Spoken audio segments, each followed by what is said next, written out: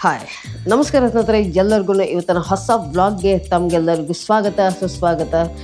Welcome to my YouTube channel. ಸ್ನೇಹಿತರೆ, ತಾವೆಲ್ಲರೂ ಹೇಗಿದ್ರಿ? ಎಲ್ಲರೂ ಕೂಡ ಚೆನ್ನಾಗಿದ್ದಾರೆ ಅಂತ ಅಂದ್ಕೊಂಡಿದ್ದೀನಿ. ಯಾರ್ಯಾರು ಹೊಸದಾಗಿ ನಮ್ಮ ಬ್ಲಾಗ್ಸ್ಗಳನ್ನು ನೋಡ್ತಾ ಇದ್ದೀರಾ, ದಯವಿಟ್ಟು ನಮ್ಮ ಚಾನಲನ್ನು ಸಬ್ಸ್ಕ್ರೈಬ್ ಮಾಡ್ಕೊಳ್ಳಿ, ಹಾಗೆ ಸಪೋರ್ಟ್ ಕೂಡ ಮಾಡಿ ಅಂತ ಈ ಮೂಲಕ ಕೇಳ್ಕೊಳ್ಳೋದಕ್ಕೆ ಇಷ್ಟಪಡ್ತೀನಿ. ಬನ್ನಿ ಇವತ್ತಿನ ಈ ಬ್ಲಾಗ್ನ ಕಂಟಿನ್ಯೂ ಮಾಡೋಣ. ಈ ಬ್ಲಾಗ್ ಹಿಂದಿನ ಬ್ಲಾಗ್ ನೋಡಿರ್ತೀರಿ, ಆ ಬ್ಲಾಗ್ ಎಂಡ್ ಆದಮೇಲೆ ಮನೆಗೆ ಬಂದ ತಕ್ಷಣ ಮಾಡಿರುವಂಥದ್ದು. ಸೊ ಅದೇ ಡ್ರೆಸ್ಸಲ್ಲೇ ಇದ್ದೀನಿ, ಓಕೆನಾ. ಫುಲ್ಲಿ ಲೆಂತ್ ವಿಡಿಯೋ ಆಗಿಬಿಡುತ್ತೆ ಅಂತ ಹೇಳ್ಬಿಟ್ಟು ಅಲ್ಲಿಗೆ ಕಟ್ ಮಾಡಿ ತಿರ್ಗಾ ಮತ್ತೊಂದು ಬ್ಲಾಗನ್ನು ಶೂಟ್ ಮಾಡ್ಕೊತಾ ಇದ್ದೀನಿ. ಇವಾಗ ಶೂಟ್ ಮಾಡ್ತಾ ಇರೋದು ಗೋಪುರ ಹೀರೋ 9 ಬ್ಲ್ಯಾಕಲ್ಲಿ DJ ಮೈಕನ್ನು ಹಾಕ್ಕೊಂಡು ಯೂಸ್ ಮಾಡ್ತಾಯಿದ್ದೀನಿ. ಮೊಬೈಲಲ್ಲಿ ಯಾಕೆ ಶೂಟ್ ಮಾಡ್ತಾ ಇಲ್ಲ ಅಂತಂದರೆ, ಮೊಬೈಲನ್ನು ಒಂದು ಕಡೆ ಮೌಂಟ್ ಮಾಡ್ಕೊಳ್ಳೋದಕ್ಕಾಗಲ್ಲ. ಏನಕ್ಕಂತಂದರೆ ಟ್ರೈಪೋಡ್ ಎಲ್ಲಿ ಇಟ್ಟಿದ್ದೀನೋ ಗೊತ್ತಿಲ್ಲ, ಹುಡುಕಬೇಕು. ಸೊ ಹಾಗಾಗಿ ಮತ್ತು ಆ್ಯಕ್ಷನ್ ಕ್ಯಾಮ್ರಾ ಯೂಸ್ ಮಾಡಿಲ್ಲ ಅಂತಂದರೆ ಹಾಳಾಗೋಗ್ಬಿಡುತ್ತೆ. ಅದಕ್ಕೋಸ್ಕರ ಆ್ಯಕ್ಷನ್ ಕ್ಯಾಮ್ರಾ ಬಳಸ್ತಾ ಇದ್ದೀನಿ. ಮತ್ತು ಆ್ಯಕ್ಷನ್ ಕ್ಯಾಮ್ರಾದಲ್ಲಿ ಡ್ಯುಯಲ್ ಸ್ಕ್ರೀನ್ ಇರೋದ್ರಿಂದಾಗಿ ನಾವು ಹೇಗೆ ಕಾಣಿಸ್ತಾ ಇದ್ದೀವಿ ಅಂತ ನಮಗೆ ಸ್ಕ್ರೀನಲ್ಲಿ ಕಾಣಿಸುತ್ತೆ. ಸೊ ಆ ದೃಷ್ಟಿಯಿಂದ ಗೋಪುರದಲ್ಲಿ ರೆಕಾರ್ಡ್ ಮಾಡ್ತಾಯಿದ್ದೀನಿ. ಹಾಗೆ ಇಟ್ಬಿಟ್ರೆ ಹಾಳಾಗೋಗ್ಬಿಡುತ್ತೆ. ಅದಕ್ಕೋಸ್ಕರ ಲಾಸ್ಟ್ ಟೈಮ್ ಹೀಗೆ ಮಾಡಿ 2 ಬ್ಯಾಟ್ರಿ ಹಾಳು ಮಾಡಿಕೊಂಡೆ. ಓಕೆ, ಬನ್ನಿ ಇವತ್ತಿನ ಈ ಬ್ಲಾಗ್ನ ಕಂಟಿನ್ಯೂ ಮಾಡೋಣ. ಸ್ನೇಹಿತರೆ, ಇವತ್ತು ನಾನು ಈ ವಿಡಿಯೋದಲ್ಲಿ ದೋಸೆ ಕ್ರಿಸ್ಪಿಯಾಗಿ ದೋಸೆನ ಹೇಗೆ ಮಾಡೋದು ಅಂತ ನಿಮಗೆ ಈ ವಿಡಿಯೋದಲ್ಲೇ ತೋರಿಸೋದಕ್ಕೆ ಇಷ್ಟಪಡ್ತೀನಿ. ತಮಗೆಲ್ಲರಿಗೂ ಗೊತ್ತಿದ್ದರೆ ಓಕೆ, ಈ ವಿಡಿಯೋ ಸ್ಕಿಪ್ ಮಾಡಿ. ಯಾರ್ಯಾರು ಬ್ಯಾಚುಲರ್ಸ್ ಇದ್ದೀರಿ, ಯಾರ್ಯಾರಿಗೆ ತುಂಬ ತೆಳ್ಳಗಿರಬೇಕು ದೋಸೆ, ತುಂಬ ಕ್ರಿಸ್ಪಿಯಾಗಿರಬೇಕು ಅಂತಂದರೆ ಈ ವಿಡಿಯೋನ ನೋಡ್ಬೋದು, ಓಕೆನಾ. ಓಕೆ, ಬನ್ನಿ ಇವತ್ತಿನ ಈ ಬ್ಲಾಗ್ನ ಕಂಟಿನ್ಯೂ ಮಾಡೋಣ. ಅದಕ್ಕಿಂತ ಮುಂಚೆ ನಮ್ಮನೇಲಿ ಆಲ್ರೆಡಿ ನಮ್ಮಮ್ಮ ದೋಸೆ ಹಿಟ್ಟು ಮಾಡಿಬಿಟ್ಟು ಹೋಗಿದ್ದಾರೆ, ರೆಡಿ ಇದೆ. ಸೊ ನೀವೇನಾದರೂ ದೋಸೆ ಹಿಟ್ಟು ಪ್ರಿಪೇರ್ ಮಾಡ್ಕೋಬೇಕು ಅಂತಂದರೆ ಏನೇನು ಬೇಕಾಗುತ್ತೆ ಅಂತ ಹೇಳ್ತೀನಿ. ನಾಳೆ ದೋಸೆ ಮಾಡ್ತೀರ ಅಂತಂದರೆ ಇವತ್ತು ಸಾಯಂಕಾಲ ಅಕ್ಕಿಯನ್ನು ನೆನೆ ಹಾಕಿ, ನಿಮ್ಗೆ ಎಷ್ಟು ಬೇಕೋ ಅಷ್ಟು ಅಕ್ಕಿಯನ್ನು ನೆನೆ ಹಾಕಿಬಿಟ್ಟು ಒಂದು ಮುಷ್ಟಿಯಲ್ಲಿ ಉದ್ದನ್ನು ಹಾಕಿ, ಮತ್ತೊಂದು ಮುಷ್ಟಿಯಲ್ಲಿ ಅವಲಕ್ಕಿಯನ್ನು ಹಾಕಿ, 1 ಸ್ಪೂನು ಮೆಂತ್ಯವನ್ನು ಹಾಕಿ ಕ್ಲೀನಾಗಿ ನೀರನ್ನು ಹಾಕಿಬಿಟ್ಟು ಮುಳುಗಬೇಕದು. ಕ್ಲೀನಾಗಿ ನೆನೆಸಿಟ್ಬಿಟ್ಟು ಬೆಳಗ್ಗೆ ಎದ್ದುಬಿಟ್ಟು ಅದನ್ನು ಮಿಕ್ಸಿಯಲ್ಲಿ ಹಾಕಿ ಇಲ್ಲ ಗ್ರೈಂಡರಲ್ಲಿ ಬೀಸ್ಕೊಂಡು ದೋಸೆ ಹಿಟ್ಟು ತಿಕ್ಕಾಗಿರಬೇಕು. ಅಂದರೆ ತುಂಬ ತೆಳ್ಳಗೆ ಮಾಡ್ಕೋಬೇಡಿ, ನೀರು ಹಾಕೋಕ್ಕೆ ಹೋಗಬೇಡಿ. ತುಂಬ ತಿಕ್ಕಾಗಿದ್ದರೆ ದೋಸೆ ತುಂಬ ಚೆನ್ನಾಗಿ ಬರುತ್ತೆ ಮತ್ತು ಕ್ರಿಸ್ಪಿಯಾಗಿ ಕೂಡ ಇರುತ್ತೆ. ಏನಕ್ಕಂತಂದರೆ ಉದ್ದು ಅವಲಕ್ಕಿ ಮೆಂತ್ಯ ಹಾಕಿರ್ತೀವಲ್ಲ, ಸಖತ್ತಾಗಿರುತ್ತೆ, ಓಕೆನಾ. ಸ್ನೇಹಿತರೆ, ದೋಸೆ ಹಿಟ್ಟಿಗೆ ಬೇಕಾದರೆ ನೀವು ದಾಸವಾಳ ಹೂವು ಆಗಿರ್ಬೋದು, ದಾಸವಾಳ ಎಲೆ ಆಗಿರ್ಬೋದು ಹಾಕ್ಕೋಬೋದು, ಇನ್ನು ಹೆಲ್ತಿಗೆ ತುಂಬ ಒಳ್ಳೆಯದು, ಓಕೆನಾ. ಬನ್ನಿ ಇವತ್ತಿನ ಬ್ಲಾಗ್ನಲ್ಲಿ ನಾನು ನನ್ನ ಸ್ಟೈಲಲ್ಲಿ ದೋಸೆನ ಕ್ರಿಸ್ಪಿಯಾಗಿ ತೆಳ್ಳಿಗೆ ನಾನು ಹೇಗೆ ಮಾಡ್ತೀನಿ ಅಂತ ಈ ವಿಡಿಯೋದಲ್ಲಿ ತಿಳಿಸ್ಕೊಡ್ತೀನಿ. ಬನ್ನಿ ಲೆಟ್ಸ್ ಗೋ. ಇವಾಗ ನಾನು ನಮ್ಮ ಅಡುಗೆ ಮನೆಯಲ್ಲಿದ್ದೀನಿ. ದೋಸೆ ಹಿಟ್ಟು ಫ್ರಿಜ್ಜಲ್ಲಿದೆ, ಫ್ರಿಜ್ಜಿಂದ ತೆಕ್ಕೊಂಬರೋಣ. ಕತ್ಲ ಇದೆ, ಇಲ್ಲಿ ಕರೆಂಟ್ ಇಲ್ಲ, ಫ್ರಿಜ್ಜಲ್ಲಿ ಕೂಡ ಲೈಟ್ ಇಲ್ಲ. ಲೈಟ್ ಇದ್ದಾರೆ, 1 ಸೆಕೆಂಡ್. 2 ಕೈ ಬೇಕು, 1 ಕೈಯಲ್ಲಿ ತೆಗಿಯೋಕ್ಕಾಗಲ್ಲ. ಏನಕ್ಕಂತಂದರೆ ದೋಸೆ ಹಿಟ್ಟು ತುಂಬ ಇದೆ, ಭಾರ ಇದೆ. ಇವಾಗ ಗ್ಯಾಸ್ ಕಟ್ಟೆ ಮೇಲೆ ಇಟ್ಕೊಂಡ್ಬಿಡ್ತೀನಿ. ಇವಾಗ ದೋಸೆ ಹಿಟ್ಟನ್ನು ರೆಡಿ ಮಾಡಿಕೊಂಡೆ. ಹಾಗೆ ಅನಾನಸಿಂದು ನಮ್ಮಮ್ಮ ಜಾಮ್ ಮಾಡ್ತಾರೆ. ಜಾಮ್ ಗುಲಾಬ್ ಜಾಮೂನ್ ಅಲ್ಲ ಸ್ನೇಹಿತರೆ, ನೋಡ್ತಾ ಇರ್ಬೋದು ಕಡ್ಗೆಯಲ್ಲಿ ಅನಾನಸ್ ಜಾಮ್ ಇದೆ. ನಮ್ಮಮ್ಮ ಸಖತ್ತ ಮಾಡ್ತಾರೆ. ಇವಾಗ ಇದೇ ಜಾಮೂನ್ ಹಚ್ಕೊಂಡು ತಿನ್ನಬೇಕು, ಸಖತ್ತಾಗಿರುತ್ತೆ. ಅದು ದೋಸೆಗೆ ಒಳ್ಳೆ ಮ್ಯಾಚಿಂಗ್ ಕೂಡ ಹೌದು. ಇವಾಗ ಟ್ರೈಪೋಡನ್ನು ಒಂದು ಕಡೆ ಇಟ್ಕೊಂಬಿಡೋಣ, ದೋಸೆ ಕಾವಲಿನ ಹಚ್ಕೊಂಬಿಡೋಣ. ಓಕೆ, ಇವಾಗ ಟ್ರೈಪೋಡನ್ನು ಒಂದು ಕಡೆ ಇಟ್ಕೊತಾ ಇದ್ದೀನಿ. ಈ ಗೋಪುರದಲ್ಲಾದ್ರೂ ಸ್ವಲ್ಪ ವೈಡಾಗಿ ಕ್ಯಾಪ್ಚರ್ ಆಗುತ್ತೆ, ಹಾಗಾಗಿ ಲೈಟ್ ಸಾಕಾಗ್ಬೋದು. ಓಕೆ, ಬನ್ನಿ ಶುರು ಮಾಡೋಣ. ಮೊದಲಿಗೆ ಸಿಲಿಂಡ್ರನ್ನ ಆನ್ ಮಾಡಿ ಗ್ಯಾಸನ್ನು ಆನ್ ಮಾಡ್ಕೊಳ್ಳೋಣ. ಓಕೆ, ಸ್ಟವ್ ಆನ್ ಆಗಿದೆ. ನೀವು ಸ್ಟವ್ ಮೇಲೆ ಈ ಕಾವಲಿ ಇಡಬೇಕಾದ್ರೆ ಕೆಳಗಡೆ ಬೆಂಕಿ ನೋಡ್ಕೊಳ್ಳಿ, ಆಯಿತಾ. ಸೆಂಟ್ರಲ್ಲಿ ಇಡಿ, ಇಲ್ಲಾಂತಂದರೆ ಒಂದು ಕಡೆ ದೋಸೆ ಬೇಯುತ್ತೆ, ಒಂದು ಕಡೆ ದೋಸೆ ಬೇಯಲ್ಲ. ಸೊ ಆ ದೃಷ್ಟಿಯಿಂದ ಹೇಳಿದ್ದು ಗಮನದಲ್ಲಿರಲಿ. ಹೊರಗಡೆ ಸಖತ್ತಾಗಿ ಮಳೆ ಬರ್ತಾಯಿದೆ, ವೆದರು ಫುಲ್ ಚೀಡಾಗಿದೆ. ಈ ಸಮಯದಲ್ಲಿ ಬಿಸಿ ಬಿಸಿ ದೋಸೆ ಮಾಡ್ಕೊಂಡು ತಿಂದರೆ ಸಖತ್ತಾಗಿರುತ್ತೆ. ಮಧ್ಯಾಹ್ನ ನಾನು ಊಟ ಮಾಡ್ತಾಯಿಲ್ಲ ಇವತ್ತು. ಏನಕ್ಕಂತಂದರೆ ಅನ್ನ ಸಾಂಬಾರು ನಿನ್ನೆನೇ ಖಾಲಿ ಆಯಿತು, ಅಮ್ಮ ಮಾಡಿದ್ದು. ಸೊ ಇವತ್ತು ನಾನು ಮಾಡ್ಕೋಬೇಕಾಗಿತ್ತು. ಒಳ್ಳೆ ವೆದರ್ ಇದೆ. ಸೊ ಹಾಗಾಗಿ ಬಿಸಿ ಬಿಸಿ ದೋಸೆನೇ ತಿನ್ನೋಣ. ನನಗೆ ದೋಸೆ ಅಂದರೆ ತುಂಬ ಇಷ್ಟ. ಸೊ ಹಾಗಾಗಿ ಇವತ್ತು ದೋಸೆ ಮಾಡ್ಕೊತಾ ಇದ್ದೀನಿ. ನೀವು ನೋಡ್ತಾ ಇರ್ಬೋದು ದೋಸೆ ಹಿಟ್ಟು ರೆಡಿ ಇದೆ. ಇದನ್ನು ಒಂದ್ಸಲ ಕ್ಲೀನಾಗಿ ಮಿಕ್ಸ್ ಮಾಡ್ಕೊಂಬಿಡೋಣ. ಏನಂತೀರ? ಕ್ಲೀನಾಗಿ ಈ ಥರ ಮಿಕ್ಸ್ ಮಾಡ್ಕೋಬೇಕು.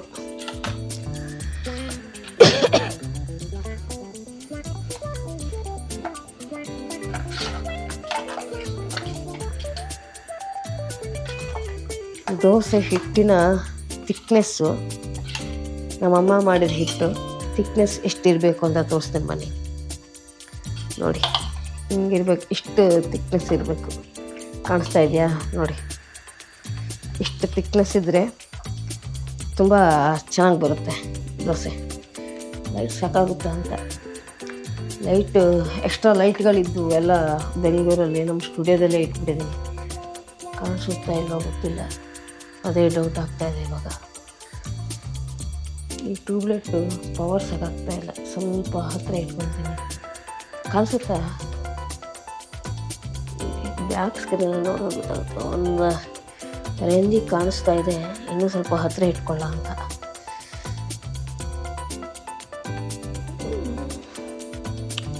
ನಿಮಗೆ ತೋರಿಸ್ಬಿಡ್ತೀನಿ ಆಮೇಲೆ, ಓಕೆನಾ? ಹೇಗೆ ಎರಿತೀನಿ ಅಂತ. ಇವಾಗ ಸದ್ಯಕ್ಕೆ ಇಟ್ಕೊತೀನಿ. ಒಂದು ಲೈಟಿನ ವ್ಯವಸ್ಥೆ ಮಾಡಬೇಕಲ್ಲ, ಏನು ಮಾಡೋದು?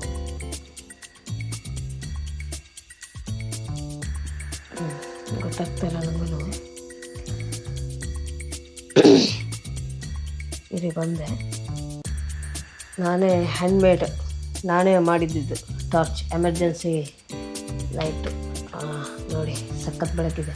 ಇದನ್ನೆಲ್ಲರೂ ಇಟ್ಕೊಂಬಿಡೋಣ, ಚೆನ್ನಾಗಿರುತ್ತೆ. ಒಂದು ಸೆಕೆಂಡ್ ಸೆಟಪ್ ಮಾಡ್ಕೊತೀನಿ. ಹಿಂಗೆ ಇಟ್ಕೊಂಬಿಟ್ರೆ ಒಂದು ರೇಂಜಿಗೆ ಕಾಣಿಸುತ್ತೆ. ಆಮೇಲೆ ಇವಾಗ ಕಾಣಿಸ್ತಾ ಇದೆ ಸ್ವಲ್ಪ. ಆಮೇಲೆ ಇನ್ನೊಂದು ಟೆಲ್ಸಿನ ಅವ್ರದ್ದು ಲೈಟ್ ಇದೆ, ಇದನ್ನು ಕೂಡ ಆನ್ ಮಾಡ್ಕೊತೀನಿ. ಇದು ಸ್ವಲ್ಪ ಬ್ರೈಟ್ನೆಸ್ ಇದೆ. ಇದು ನಾನು ಮೆಟಲ್ ಇದ್ದಿದ್ರೆ ನಿಲ್ಲಿಸ್ಬೋದಾಗಿತ್ತು. ಇದನ್ನ ಹೆಂಗೆ ನಿಲ್ಲಿಸೋದು ಅಂತ ದೊಡ್ಡ ಟಾಸ್ಕ್ ಆಗಿದೆ ಇವಾಗ. ಏನಾರು ಮಾಡಿ ನಿಲ್ಲಿಸ್ಬೇಕಷ್ಟೆ. ಇನ್ನೊಂದು ಜುಗಾಡು ಮಾಡೋಣ ಬಿಡಿ, ಅದಕ್ಕೇನಂತೆ. ಇವಾಗ ಒಂದು ರೇಂಜಿಗೆ ಸೆಟ್ ಮಾಡಿ ಇಟ್ಕೊಂಡಿದ್ದೀನಿ. ಕಾವಲಿಗೆ ಕಾದಿದೆ. ಇವಾಗ ಕಾಣಿಸ್ತಾ ಇದ್ದೀನಲ್ವಾ? ಬನ್ನಿ, 2 ಲೈಟು ಇಟ್ಕೊಂಡಿದ್ದೀನಿ. ಇನ್ನೊಂದು ಈ ಕಡೆ ಇಟ್ಕೊಂಬಿಡ್ಲಾ? ಹೀಗೆ ಇವಾಗ ಸ್ವಲ್ಪ ಕಾಣಿಸುತ್ತೆ. ಇವಾಗ ನೋಡಿ ಕಾಣಿಸ್ತಾ ಇದ್ದೀನ? ಲೈಟಿಂದೇ ಪ್ರಾಬ್ಲಮ್ ಸ್ನೇಹಿತರೆ. ಲೈಟಿಂದ ಇಟ್ಕೊಳ್ತೀನಿ.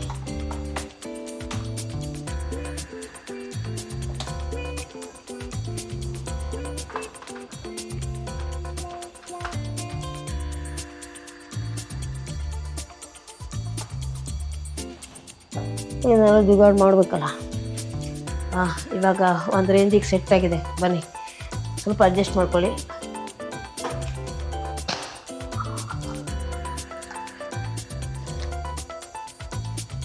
ಸ್ನೇಹಿತರೆ, ದೋಸೆ ಏರೋಕ್ಕಿಂತ ಮುಂಚೆ 1 ಗ್ಲಾಸ್ ನೀರು ಇಟ್ಕೊಳ್ಳಿ. ಹಾಗೆ ದೋಸೆ ಮೇಲೆ ಹಾಕೋದಕ್ಕೆ ಎಣ್ಣೆ ಬೇಕು. ಕೋಕೋನಟ್ ಆಯಿಲೇ ಬಳಸಿ, ಮತ್ತು ಯಾವ ಎಣ್ಣೆನೂ ಬಳಸಬೇಡಿ. ಕೋಕೋನಟ್ ಆಯಿಲ್ ಹಾಕಿ, ಟೇಸ್ಟ್ ಇನ್ನೂ ಚೆನ್ನಾಗಿರುತ್ತೆ. 1 ಗ್ಲಾಸ್ ನೀರು ಇಟ್ಕೊಂಡಿದ್ದೀನಿ. ಇವಾಗ ಕಾವಲಿ ಮೇಲೆ ಸ್ವಲ್ಪ ಎಣ್ಣೆನ ಬಿಟ್ಕೊಳ್ಳೋಣ. ದೋಸೆ ಚೆನ್ನಾಗಿ ಏಳಬೇಕಲ್ಲ, ಸೊ ಹಾಗಾಗಿ 1 ಸ್ಪೂನ್ ಎಣ್ಣೆ ಹಾಕ್ಕೊಂಡು ಸ್ವಲ್ಪ ರಬ್ ಮಾಡ್ಕೊಳ್ಳಿ. ಕ್ಲೀನಾಗಿ ಎಲ್ಲ ಕಡೆ ಸ್ಪ್ರೆಡ್ ಆಗಬೇಕು. ಅದಕ್ಕೋಸ್ಕರ ಈ ಥರ ಸ್ಪ್ರೆಡ್ ಮಾಡ್ಕೊಳ್ಳಿ.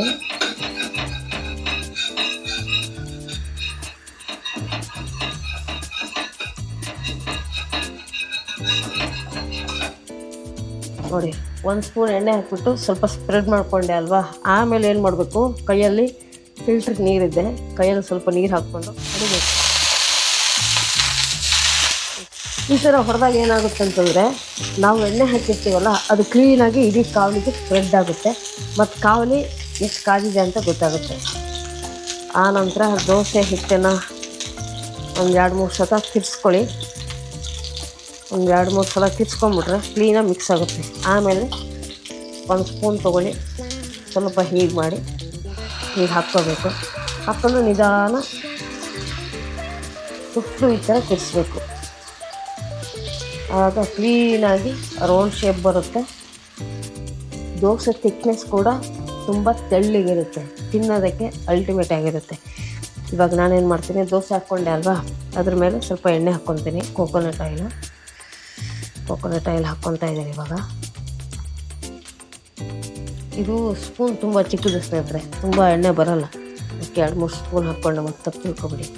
ಇವಾಗ ಎಣ್ಣೆ ಹಾಕಾದ್ಮೇಲೆ ದೋಸೆ ತೆಗೆ ಹುಟ್ಟಿರುತ್ತಲ್ಲ ಅದನ್ನ ತೊಗೊಂಡು ಸ್ವಲ್ಪ ದೋಸೆ ಮೇಲೆ ಹೀಗೆ ಮಾಡಿದ್ರೆ ನಾವೇನು ಎಣ್ಣೆ ಹಾಕಿರ್ತೀವಿ ಅದು ದೋಸೆ ತುಂಬ ಫುಲ್ ಸ್ಪ್ರೆಡ್ ಆಗುತ್ತೆ, ಕ್ಲೀನಾಗಿ ದೋಸೆ ಬೇಯುತ್ತೆ, ಜೊತೆಗೆ ದೋಸೆ ಕ್ರಿಸ್ಪಿ ಆಗುತ್ತೆ. ಕ್ರಿಸ್ಪಿ ಆಗಬೇಕು ಅಂದರೆ ಈ ಥರ ಮಾಡಬೇಕು. ಕೆಲವೊಬ್ರು ಏನು ಮಾಡ್ತಾರೆ ಅಂತಂದರೆ, ನೀವು ನೋಡಿರ್ಬೋದು, ದೋಸೆ ಇರಬೇಕಾದ್ರೆ ಮುತ್ಲ ಹಾಕ್ತಾರೆ. ಮುತ್ಲ ಹಾಕಿದ್ರು ಕೂಡ ತುಂಬ ಒಳ್ಳೆಯದು, ಬಟ್ ನನಗೆ ಅಷ್ಟೊಂದು ಪೇಷನ್ಸ್ ಇಲ್ಲ. ಸೊ ಆ ದೃಷ್ಟಿಯಿಂದ ಡೈರೆಕ್ಟಾಗಿ ಕಾವಲಿ ಇಟ್ಕೊಂಡು ಅದ್ರ ಮೇಲೆ ದೋಸೆ ಹೊಯ್ದು ಹಾಗೆ ಬೇಯಿಸ್ತಾ ಇದ್ದೀನಿ.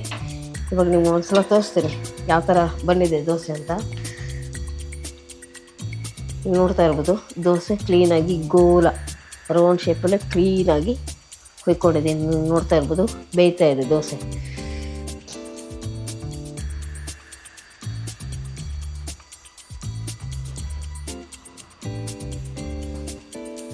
ಎಲ್ಲೋ ರಿಫ್ಲೆಕ್ಟ್ ಆಗ್ತಾ ಇದೆ, ಇದು ರಿಫ್ಲೆಕ್ಟ್ ಆಗ್ತಾ ಇದೆ, ತೆಗೆದುಬಿಡ್ತೀನಿ.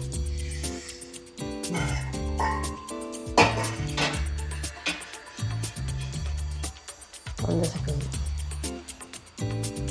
ಕಾಣಿಸ್ತಾ ಇದೆಯಾ? ಇವಾಗ ಕರೆಕ್ಟಾಗಿ ಕಾಣಿಸ್ತಾ ಇದೆ. ಆ್ಯಕ್ಚುಲಿ ಇಲ್ಲಿ ಮೇಲ್ಗಡೆ ಲೈಟ್ ಬಿಟ್ಟರೆ ಕ್ಲೀನಾಗಿ ಕಾಣಿಸ್ತೆ, ಇಲ್ಲೇ ಪರವಾಗಿಲ್ಲ. ಇವಾಗ ದೋಸೆ ಬೇಯ್ತಾ ಇದೆ. ದೋಸೆ ಯಾವಾಗ ತೆಗಿಬೇಕು ಅಂತಂದರೆ, ನಾವೇನು ದೋಸೆ ಹೊಯ್ದಿರ್ತೀವಿ ಅದು ಬ್ರೌನ್ ಕಲರಲ್ಲಿ ಕಾಣಬೇಕು ನಮಗೆ, ಆಯಿತಾ? ದೋಸೆ ತಳ ಇರುತ್ತಲ್ಲ ಅದು ಬ್ರೌನ್ ಕಲರ್ ಬರುತ್ತೆ. ಬ್ರೌನ್ ಕಲರ್ ಬಂದವಾಗ ಆರಾಮಾಗಿ ತೆಗಿಬೋದು. ಇವಾಗ ನೀವು ನೋಡ್ತಾ ಇರ್ಬೋದು, ನಾನು ಇಲ್ಲೆಲ್ಲ ಈ ದೋಸೆ ಮೇಲ್ಗಡೆ ಎಣ್ಣೆ ಹಾಕಿದ್ದೀನಲ್ಲ, ಕ್ಲೀನಾಗಿ ಬೇಯ್ತಾ ಇದೆ. ಬೇಯೋದ್ರ ಜೊತೆಗೆ ನಾನು ಫಸ್ಟ್ ಕಾವಲಿಗೆ ಎಣ್ಣೆ ಹಾಕಿಬಿಟ್ಟು ನೀರು ಹಾಕಿ ಸ್ಪ್ರೆಡ್ ಮಾಡಿದ್ದೆ ಅಲ್ವಾ, ಅದಕ್ಕೋಸ್ಕರ ನೋಡಿ ದೋಸೆ ಎಷ್ಟು ಈಸಿಯಾಗಿ ಮೇಲ್ಗಡೆ ಬರುತ್ತೆ ಅಂತ ನೀವು ನೋಡ್ತಾ ಇರ್ಬೋದು. ನೋಡಿ ಇಷ್ಟೇ, ನೋಡಿ ಈಸಿಯಾಗಿ ತೆಗಿಬೋದು, ಯಾವುದೇ ಕಾವಲೆ ಆಗಿರ್ಬೋದು ತೆಗಿಬೋದು. ಬಟ್ ಒಂದು ನಿಮಗೆ ಹೇಳೋದಾದರೆ, ನಾನ್ ಸ್ಟಿಕ್ ಕಾವಲಿನ ಯಾವುದೇ ಕಾರಣಕ್ಕೂ ಬಳಸ್ಬೇಡಿ, ಓಕೆನಾ? ಇದು ನಮ್ಮದು ಕಬ್ಬಿಣದ್ದು ಹಂಚು, ಹಳೆಯದು ಕಬ್ಬಿಣದ್ದು, ಯಾವುದದ್ದು ಗೊತ್ತಿಲ್ಲ, ಮೋಸ್ಟ್ಲಿ ಕಬ್ಬಿಣದ್ದೇ ಆಗಿರ್ಬೇಕು, ಏನಕ್ಕೆ ತುಂಬ ಭಾರ ಇದೆ. ನಾನ್ ಸ್ಟಿಕ್ ತವ ಆಗಿರ್ಬೋದು, ಪಾತ್ರೆಗಳನ್ನು ಯಾವುದೇ ಕಾರಣಕ್ಕೂ ಬಳಸಬೇಡಿ, ಹೆಲ್ತಿಗೆ ತುಂಬ ಎಫೆಕ್ಟ್ ಆಗುತ್ತೆ. ನೋಡಿ ಇವಾಗ ಕ್ಲೀನಾಗಿ ದೋಸೆ ಬೆಂದಿದೆ. ಸ್ವಲ್ಪ ಉಲ್ಟಾ ಹಾಕ್ಕೊಂಬಿಡ್ತೀನಿ, ಕ್ಲೀನಾಗಿ ರೋಸ್ಟ್ ಆಗುತ್ತೆ. ಮಾತಾಡ್ತಾ ಮಾಡಿದೆ. ಸ್ವಲ್ಪ ನನಗೆ ಅಷ್ಟು ಸ್ಯಾಟಿಸ್ಫೈಡ್ ಆಗಿಲ್ಲ, ಅಂದರೆ ಅಷ್ಟು ಇದಾಗಿಲ್ಲ, ನಾನು ಅಂದ್ಕೊಂಡಂಗೆ ಬಂದಿಲ್ಲ ದೋಸೆ. ನಾನು ಪ್ಲೇಟನ್ನು ತೊಳ್ಕೊತಾ ಇದ್ದೀನಿ. ಇವಾಗ ನಿಮಗೆ ತೋರಿಸ್ತೀನಿ ನೋಡಿ ಈ ಥರ ಬಂದಿದೆ ದೋಸೆ. ನೋಡ್ತಾ ಇದ್ರಲ್ಲ, ಈಸಿಯಾಗಿ ತೆಗಿಬೋದು. ನೋಡಿ ಹಿಂಗೆ ಹಾಕ್ಬಿಟ್ಟು ನೋಡಿ ಎಷ್ಟು ಈಸಿಯಾಗಿ ತೆಗೆದೆ. ಹಿಂಗೆ ಮಾಡಿ ಹಂಗೆಲ್ಲ ಮಾಡೋ ಕೆಲಸನೇ ಇಲ್ಲ. ನೋಡಿ ತುಂಬ ಕ್ರಿಸ್ಪಿಯಾಗಿ ನಮ್ಮ ದೋಸೆ ರೆಡಿ ಆಗಿದೆ. ಇವಾಗ ನಾನು ಪ್ಲೇಟಿಗೆ ಹಾಕ್ಕೊತೀನಿ. ಇವಾಗ ದೋಸೆ ರೀತಿ ನೋಡಿ ಹೆಂಗೆ ಬರುತ್ತೆ ಅಂತ. ಇವಾಗ 1 ಸ್ಪೂನ್ ಎಣ್ಣೆ ಹಾಕ್ಕೊಳ್ಳಿ, ಸ್ವಲ್ಪ ಲೈಟಾಗಿ. 1 ಸ್ಪೂನ್ ಅಂದರೆ ಫುಲ್ 1 ಸ್ಪೂನ್ ಎಣ್ಣೆ ಹಾಕ್ಕೊಂಬಿಡಿ. ಇದು ತುಂಬ ಚಿಕ್ಕದು ಸ್ಪೂನು. ನೋಡಿ ಈ ಥರ ಕಾವಲಿ ಸುತ್ತಲೂ ರಬ್ ಮಾಡ್ಕೊಳ್ಳಿ. ನಮ್ಮದು ಇನ್ನೊಂದಿತ್ತು, ಅದು ಎಲ್ಲಿಟ್ಟಿದ್ರೆ ಗೊತ್ತಿಲ್ಲ, ಚಿನ್ನಿಕಾಯಿದು ತೊಟ್ಟು ಬರುತ್ತಲ್ಲ ಅದು ರೆಡಿ ಮಾಡಿಟ್ಟಿದ್ರು ನಮ್ಮಪ್ಪ, ಅದು ಎಲ್ಲಿಟ್ಟಿದ್ರೆ ಗೊತ್ತಿಲ್ಲ. ಇಲ್ಲೆಲ್ಲ ಇಟ್ಟಿರ್ಬೇಕಿದೆ, ತೋರಿಸ್ತೀನಿ ನಿಮಗೆ. ಇದು ಇಲ್ಲಿದೆ ನೋಡಿ, ಇದು ಚಿನ್ನಿಕಾಯಿದು ತೊಟ್ಟು, ಆಯಿತಾ? ಈ ಥರ ಇದೆ. ಇದು ದೋಸೆಗೆ ಎಣ್ಣೆ ಹಾಕಿದಾಗ ರಬ್ ಮಾಡೋದಕ್ಕೆ, ಕಾವಲಿ ಮೇಲೆ ರಬ್ ಮಾಡೋದಕ್ಕೆ ಇದನ್ನು ಬಳಸ್ತೀವಿ ಹಳ್ಳಿ ಕಡೆ. ಸಾಮಾನ್ಯವಾಗಿ ಇದನ್ನೇ ಬಳಸೋದು. ಇದು ಕ್ಲೀನ್ ಇಲ್ಲ, ತೊಳ್ಕೊಬೇಕು. ಬೆಂಗಳೂರೆಲ್ಲ ಏನು ಮಾಡ್ತಾರೆ ಅಂತಂದರೆ ಪ್ಲಾಸ್ಟಿಕ್ ಬ್ರಷ್ ಸಿಗುತ್ತೆ ಇವಾಗ, ಅದನ್ನು ಯೂಸ್ ಮಾಡ್ತಾರೆ. ದಯವಿಟ್ಟು ಅದನ್ನೆಲ್ಲ ಬಳಸೋಕೆ ಹೋಗ್ಬಿಡಿ ಗಾಯ್ಸ್, ಓಕೆನಾ. ಇವಾಗ ನೋಡಿ ಎಣ್ಣೆ ಹಾಕ್ಕೊಂಡ್ನಲ್ಲ, ತಿರ್ಗಾ ನೀರನ್ನು ಹಾಕ್ಕೊಂಡಿದ್ದೀನಿ, ಈ ಥರ ಸೌಂಡ್ ಬರಬೇಕು ನೋಡಿ. ನಾನು ಎಣ್ಣೆ ಹಾಕಿ ರಬ್ ಮಾಡಿದ್ದೆ ನೋಡಿ, ಕ್ಲೀನಾಗಿ ಸ್ಪ್ರೆಡ್ ಆಗಿದೆ.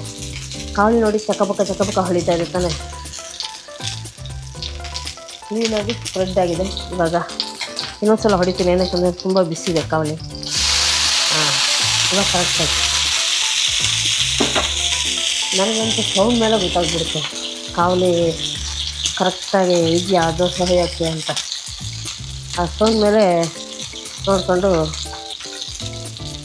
ದೋಸೆ ಹಿಟ್ಟನ್ನು ಕಾವಲಿ ಮೇಲೆ ಹೊಯ್ಬೇಕು ನೋಡಿ. ಇವಾಗ ಹೊಯ್ತಾ ಇದ್ದಾರೆ, ಇವಾಗ ನೋಡಿ ದೋಸೆ ಹೆಂಗೆ ಬರುತ್ತೆ ಅಂತ.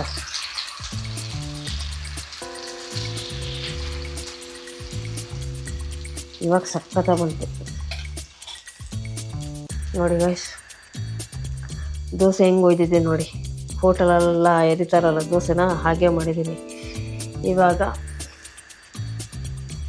ಇದಕ್ಕೆ ನಾನು ಎಣ್ಣೆ ಹಾಕ್ಕೊತಾ ಇದ್ದೀನಿ, ಕೊಬ್ಬರಿ ಎಣ್ಣೆ.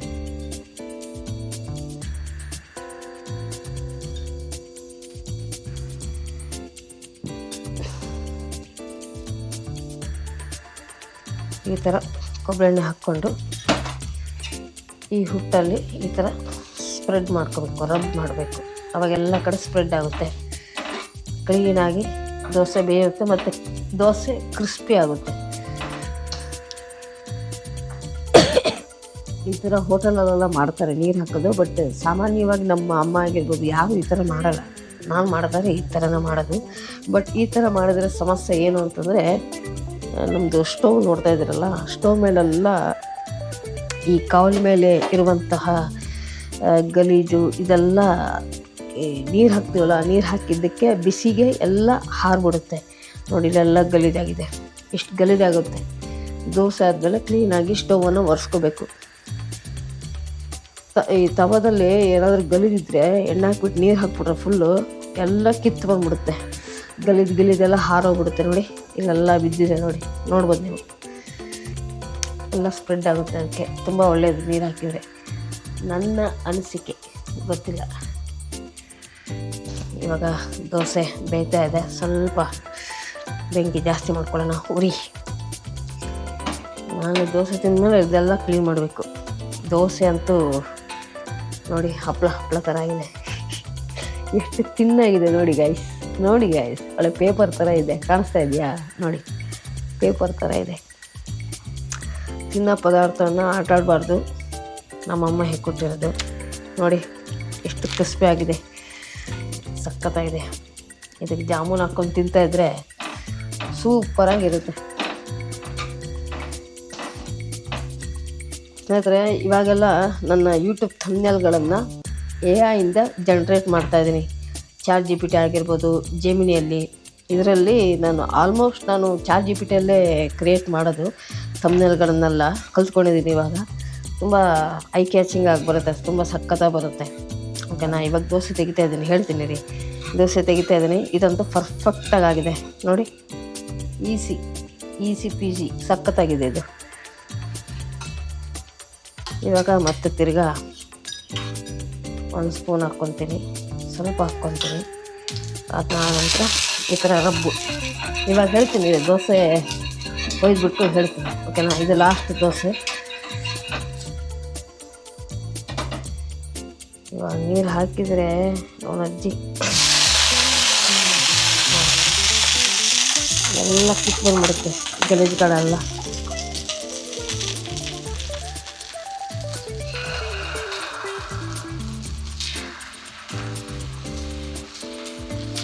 ಜಾಸ್ತಿ ಗಟ್ಟಿ ಒತ್ತಬಾರ್ದು, ಹುಟ್ಟನ್ನು ಲೈಟಾಗಿ ತಿರ್ಸ್ಬೇಕು, ಆವಾಗ ದೋಸೆ ತಿನ್ನಾಗಿ ಸೂಪರಾಗಿ ಬರುತ್ತೆ. ಒಂದು ಸೆಕೆಂಡ್ ಎಣ್ಣೆ ಹಾಕ್ಕೊಂಬಿಡ್ತೀನಿ.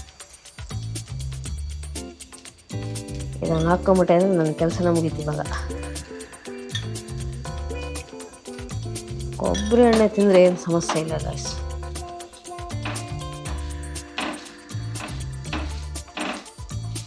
ಮತ್ತು ಈಗಿನ ಟೈಮಲ್ಲೆಲ್ಲ ಡಯಟು ಅದು ಇದು ಅಂತ ಮಾಡ್ತಾರೆ, ಅವರಿಗೆ ಸಮಸ್ಯೆ ಆಗಬಹುದು.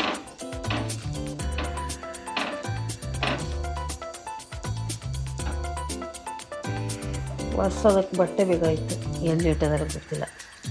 ಹಾಂ, ನಾನು ಯೂಟ್ಯೂಬ್ನಲ್ಲಿ ನಮ್ಮ ವಿಡಿಯೋಸ್ಗಳಿಗೆ ಥಂಬ್ನೇಲ್ಗಳನ್ನು ChatGPT ಹಾಗೂ ಜೆಮಿನಿಯಲ್ಲಿ AI ಜನ್ರೇಟ್ ಮಾಡ್ತಾಯಿದ್ದೀನಿ. ಇವಾಗ ನಾವು AI ಜನ್ರೇಟ್ ಮಾಡೋದ್ರಿಂದ ಥಂಬ್ನೇಲ್ ಸಕ್ಕತ್ತಾಗಿ ಬರುತ್ತೆ, ಅಲ್ಟಿಮೇಟ್ ಆಗಿರುತ್ತೆ. ಅಂದರೆ ಇವಾಗ ಥಂಬ್ನೇಲ್ ನೋಡಿದ ತಕ್ಷಣ ಕ್ಲಿಕ್ ಮಾಡಬೇಕು ಅಂತ ಅನಿಸುತ್ತೆ, ಹಾಗಿರುತ್ತೆ. ಬಟ್ ಏನು ಆಗ್ತಾಯಿದೆ ಅಂತಂದರೆ, ChatGPTನ ನಾವು ಜನ್ರೇಟ್ ಮಾಡಬೇಕಾದ್ರೆ ಟೆಕ್ಸ್ಟ್ ಹಾಕಬೇಕಾಗುತ್ತೆ, ಪ್ರಾಂಪ್ಟ್, ಆಯಿತಾ. ನಾವು ಪ್ರಾಂಪ್ಟ್ ಎಲ್ಲ ಕರೆಕ್ಟಾಗಿ ಹಾಕಿರ್ತೀವಿ, ಬಟ್ ಕನ್ನಡದ ಪದಗಳು ಕರೆಕ್ಟಾಗಿರೋದಿಲ್ಲ, ಒಂದೊಂದು ಸಲ ತಪ್ಪಾಗಿ ಬಂದುಬಿಡುತ್ತೆ. ನಾವು ಅದನ್ನು ಸರಿ ಮಾಡೋಕ್ಕೆ ಹೋದರೆ ಥಂಬ್ನೇಲ್ ಡಿಸೈನೇ ಚೇಂಜ್ ಆಗಿಬಿಡುತ್ತೆ ಮತ್ತು ಕ್ಲಾರಿಟಿನೂ ಡೌನ್ಗ್ರೇಡ್ ಆಗುತ್ತೆ. ಸೊ ಆ ದೃಷ್ಟಿಯಿಂದ ಕೆಲವೊಂದು ತಪ್ಪುಗಳಿದೆ ಥಂಬ್ನೇಲ್ಗಳಲ್ಲಿ. ನೀವು ಓದ್ತಾ ಅದನ್ನ ಸರಿ ಮಾಡ್ಕೊಬಿಡಿ. ತುಂಬ ಕೆಲವೊಂದಿಷ್ಟೆಲ್ಲ ತಪ್ಪುಗಳು ಇದ್ದೇ ಇರುತ್ತೆ, ಓಕೆನಾ. ಅದನ್ನ ಮತ್ತೆ ತಿದ್ದುಪಡೋಕ್ಕೆ ಹೋದರೆ ಸುಮ್ಮನೆ ಕ್ವಾಲಿಟಿ ಡೌನ್ಗ್ರೇಡ್ ಆಗಿಬಿಡುತ್ತೆ. ಅದಕ್ಕೋಸ್ಕರ ಸ್ವಲ್ಪ ಅಡ್ಜಸ್ಟ್ ಮಾಡ್ಕೊಳ್ಳಿ, ನಿಮ್ಗೆ ಗೊತ್ತಾಗುತ್ತೆ ಅದು ಯಾವ ಥರ ಇರಬೇಕಾಗಿತ್ತು ಅಂತ ನಿಮ್ಗೆ ಗೊತ್ತಾಗುತ್ತೆ. ಸ್ವಲ್ಪ ಅಡ್ಜಸ್ಟ್ ಮಾಡ್ಕೊಳ್ಳಿ, ಓಕೆನಾ. ವ್ಯೂಸ್ ಬರಬೇಕು, ವಿಡಿಯೋಸ್ಗಳು ಚೆನ್ನಾಗಿ ಓಡಬೇಕು ಅಂತ ಹೇಳ್ಬಿಟ್ಟು ಈ ನಡುವೆ ನಾನು ChatGPT ಹಾಗೂ ಜೆಮಿನಿಯನ್ನು ಬಳಸ್ತಾ ಇದ್ದೀನಿ. ಥಂಬ್ನೇಲ್ಗೋಸ್ಕರ ಅಷ್ಟೇ, ಮತ್ತು ಏನಕ್ಕೂ ಬಳಸಲ್ಲ. ಮತ್ತು ಈ ವಿಡಿಯೋಸ್ಗಳಿಗೆ ಮ್ಯೂಸಿಕನ್ನು ಆ್ಯಡ್ ಮಾಡ್ತಾ ಇದ್ದೀನಿ ಈ ನಡುವೆ. ಹಾಗಾಗಿ ಕೆಲವೊಂದು ವೀಡಿಯೋಸ್ಗಳಿಗೆ ಕಾಪಿರೈಟ್ ಬಂದು, ಈ ಹಿಂದಿನ ವ್ಲಾಗ್ ಏನು ನೋಡಿದ್ದೀರಾ ಅದಕ್ಕೂ ಹಿಂದಿನ ವ್ಲಾಗ್, ನಾನು ಬೆಂಗಳೂರಿಂದ ಊರಿಗೆ ಬಂದೆ ಅಂತಂದಲ್ಲ, ಆ ವಿಡಿಯೋ ಕೂಡ ಕಾಪಿರೈಟ್ ಬಂದಿದೆ.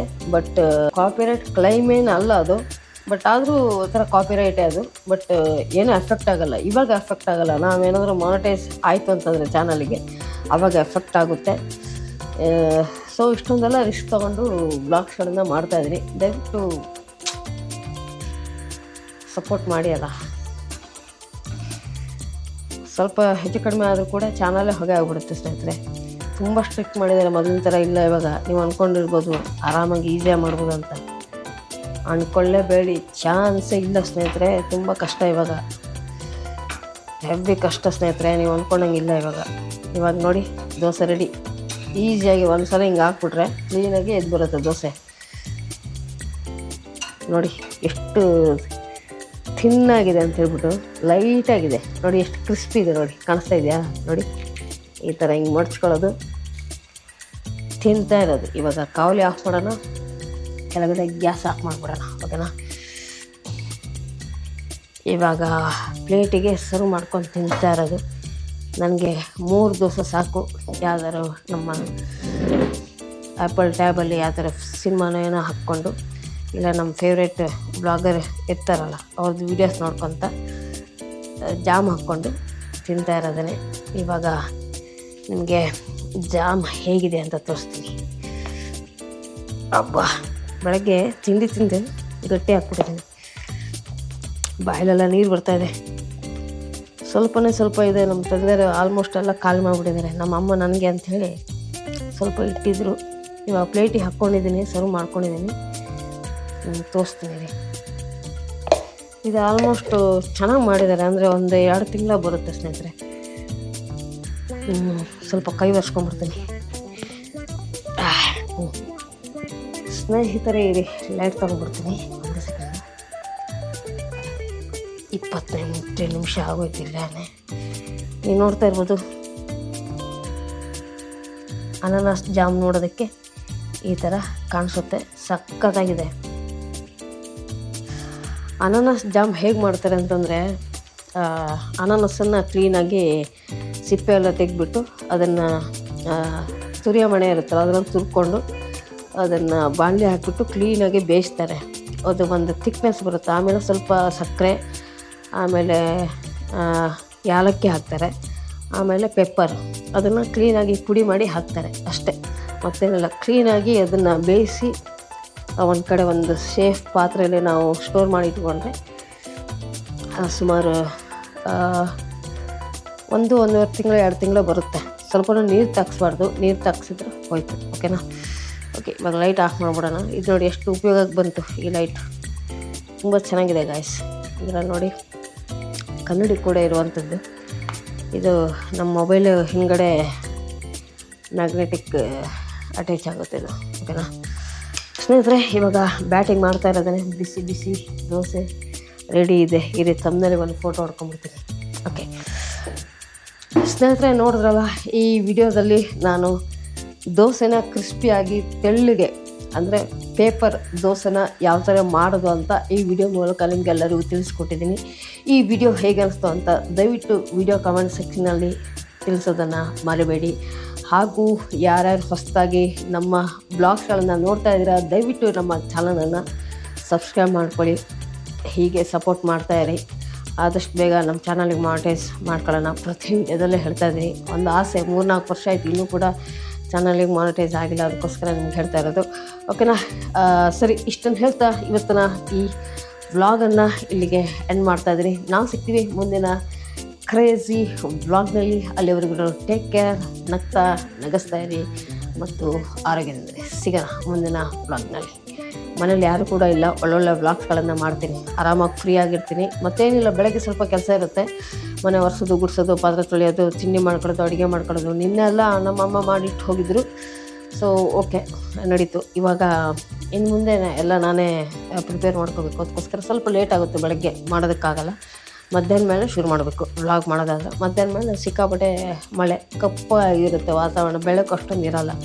ಸೊ ಗೋಪುರದಲ್ಲಿ ಶೂಟ್ ಮಾಡಿದ್ರೆ ಬೆಳಕಿನ ಅವಶ್ಯಕತೆ ತುಂಬ ಇದೆ. ಓಕೆ, ಸಿಗ್ತೀನಿ ಮುಂದಿನ ಕ್ರೇಜಿ ವ್ಲಾಗ್ನಲ್ಲಿ. ಸಿಗೋಣ. ಟೇಕ್ ಕೇರ್, ಬಾಯ್. ಪೀಸ್.